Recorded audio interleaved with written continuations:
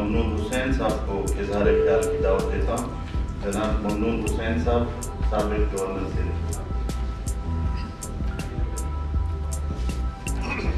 اور ہماری جیل کے ساتھ جیل میں ہم ساتھ.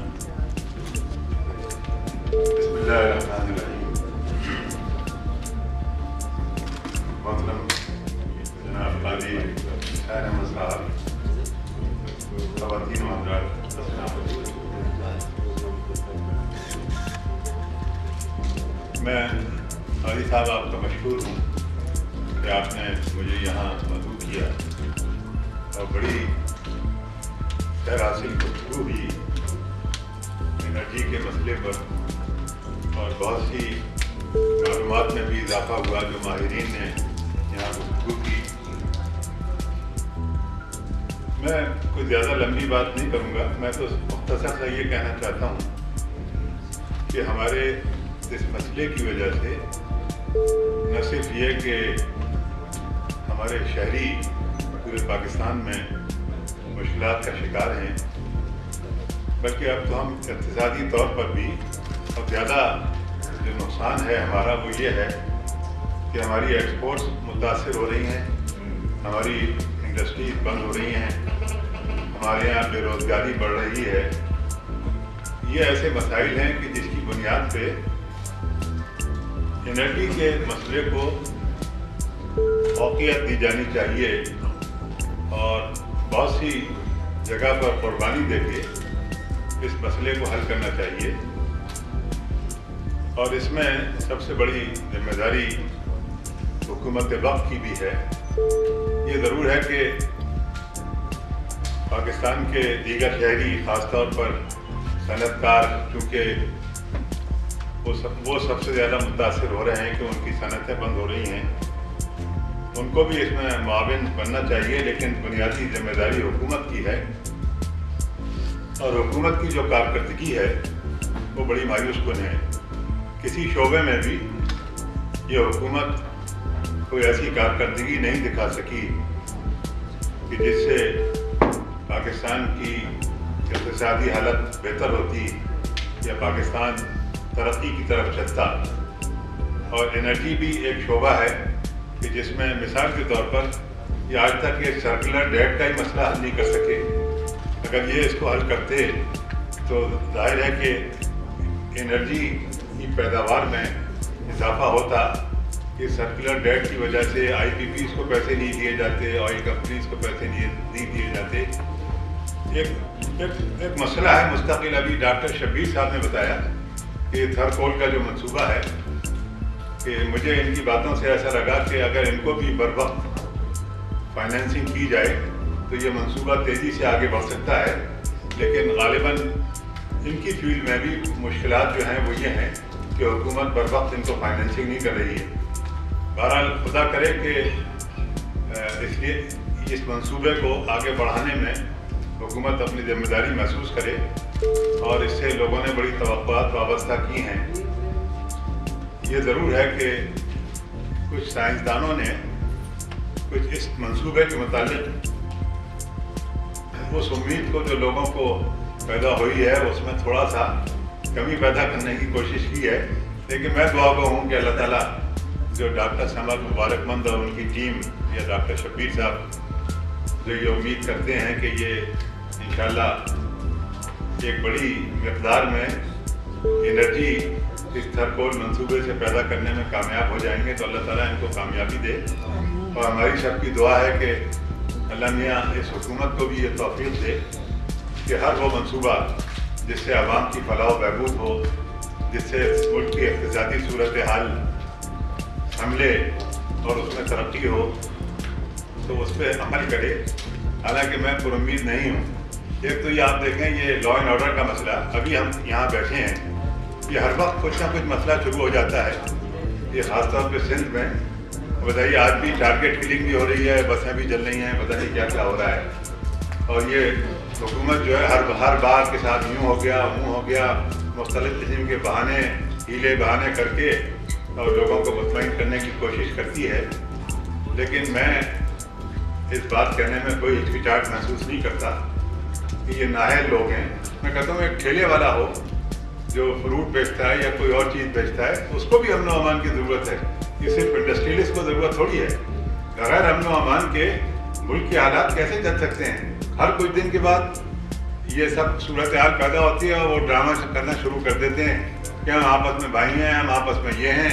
वो मुख्तलिफ जो जमातें जो हुकूमत में मौजूद हैं वो ड्रामाबाजी करके नहीं साहब ये हो गया और वो हो गया, कुछ इस किस्म की बातें करके फिर खामोशी आ जाती है। और यही समझ में नहीं आता कि ये टारगेट किलिंग और ये बदअमनी के वाक़यात क्यों शुरू हुए थे और क्यों रुक गए। बहरहाल इनकी कारकर्दगी बहुत मायूस कुन है। इनको अपने मसाइल को हल करके और लोगों की हिफाजत का, लोगों को अमन व अमान देने का फरीज़ा जो है वो पूरा करना चाहिए। ये इनका फ़र्ज़ है, ये इनकी जिम्मेदारी है। और एनर्जी के हवाले से हम यहाँ बैठे हैं तो जो भी मैं काजी साहब की इस बात से मुतमईन हूँ, इस बात से यानी मैं कहता हूँ कि बिल्कुल ठीक कहा काजी साहब ने कि तमाम सियासी जमाती वाबस्तगियों से ऊपर हटकर और एक पाकिस्तानी बनकर हमें सोचना चाहिए और सबको मिलके एक ऐसा लाया अमल तय करना चाहिए कि जिसमें इस मुल्क की भलाई हो, जिसमें इस मुल्क के आवाम की भलाई हो और जो इस मुल्क को तरक्की की राह पर गामजन कर सके। असल में ये तवानाई का बहरान ख़ास तौर पर इसलिए ज़्यादा अहमियत रखता है कि आजकल दुनिया में बग़ैर इक़्तिसादी तरक्की के मुल्क आगे नहीं बढ़ सकते। पहले होता था कि साहब सियासी इस्तेहकाम हो तो मुल्क आगे बढ़ने लगते, लेकिन अब सियासी इस्तेहकाम के साथ इक़्तिसादी तरक्की के बगैर कोई भी मुल्क दुनिया में ना अपना मकाम बना सकता है और ना आगे बढ़ सकता है। बहरहाल अल्लाह ताला हम सबको तौफीक दे। और ये काजी साहब ने बहुत अच्छा काम किया जो हमें यहाँ जमा किया। ख़ास तौर पर मुझे तो बहुत सारी मालूमात हासिल हुई जो एक्सपर्ट्स ने यहाँ बयान की और मैं उम्मीद रखता हूँ कि काजी साहब ने जो तमन्ना की है और हम सब की भी यही तमन्ना है कि अल्लाह मियां हम सबको ये तौफीक दे कि हम तमाम जमाती और दीगर ग्रोही वाबस्तगियों से ऊपर उठकर ये तवानाई का बहरान भी हल कर सकें और दूसरे अच्छे काम इस मुल्क के लिए कर सकें। आप सबका बहुत बहुत शुक्रिया।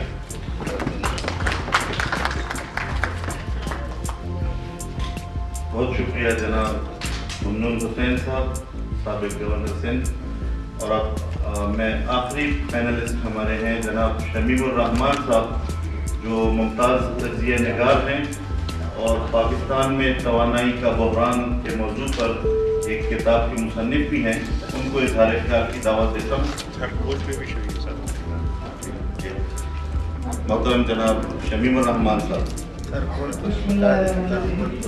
थरकोल पर भी शमीम साहब की एक किताब है। बिस्मिल्लाहिर्रहमानिर्रहीम। सबसे पहले तो मैं काजी हुसैन अहमद साहब का शुक्रगुजार हूँ कि मुझे उन्होंने यहाँ आने का मौका फराहम किया। दरअसल मैं तो हाजिर था सुनने के लिए एक्सपर्ट्स की, लेकिन मुझे ये अभी हुक्म दिया गया है कि मैं भी कुछ अपने ख़यालात का इज़हार करूँ। अभी तक जो प्रेजेंटेशन हुई हैं वो कुछ तो टेक्निकल हैं, वो स्टेटिस्टिक्स में मैं नहीं जाऊँगा। इनमें कई साल से हम ये सुनते आए हैं कि पाकिस्तान में हाइडल के ये वसाइल हैं, थर्मल के ये वसाइल हैं, कोल के ये वसाइल हैं, गैस के ये वसाइल हैं। और उसके साथ ही साथ हम ये भी सुनते आ रहे हैं कि हमारे ये मसाइल बढ़ते जा रहे हैं। वसाइल के में तो इजाफा नहीं हुआ, लेकिन मसाइल जो है उनमें इजाफा ज़रूर होता जा रहा है। तो हम जो गुफ्तगू कर रहे हैं कि पाकिस्तान में एनर्जी का क्राइसिस जो है उसका बेआउट है क्या। असल में अभी तक जो हमारी प्लानिंग हुई है वो बहुत ही लॉपसाइडेड हुई है। हमें इस बात का इदराक करना होगा कि अगर आइंदा हमें इस मसले से छुटकारा हासिल करना है तो हम जिस जोग्राफियाई खित्ते में रह रहे हैं उसमें क्या मसाइल। आप एक कॉन्फ्लिक्ट जोन में रह रहे हैं जहाँ पे कि पूरी जो है आज का जो आइंदा की जो जंग है, जो वसाइल के हुसूल की जो जंग हो रही है, उसके अंदर आप कहाँ खड़े हुए हैं। آپ اس ورٹیکل اور ہاریزونٹل اگر آپ اس کو پلین کو دیکھیں پورے چائنا سے لے کر کے یورپ تک کے، تو آپ ایک جو سافٹ انڈر ویلی ہے افغانستان کا اس ریجن میں ہے جہاں پہ آپ کسی اور ذریعے سے نہ تو اپنی وسائل کو وہاں ٹرانسپورٹ کر سکتے ہیں، نہ ان کے وسائل سے استفادہ کر سکتے ہیں کہ وہ آپ کے ملک میں آ سکے۔ آپ کے پاس لے دے کے جو وسائل اپنے ملک میں ہیں ان پر انحصار کرنا پڑے گا۔ تھر کول اتفاقاً آپ کے پاس اللہ تعالیٰ نے ایک ایسا وسیلہ آپ کو پیدا کیا ہے کہ اگر آپ اس کو جتنی تیزی کے ساتھ اس کو ایکسپلائٹ کر سکیں وہ ضروری ہے، کیونکہ وہ ایک ایسا آپ کو لو کاسٹ فیول پرووائڈ کرے گا کہ جو آپ کی انرجی کی فوری ضرورت کو بھی آئندہ 5 سال کے بعد ہی پورا کر سکے گا۔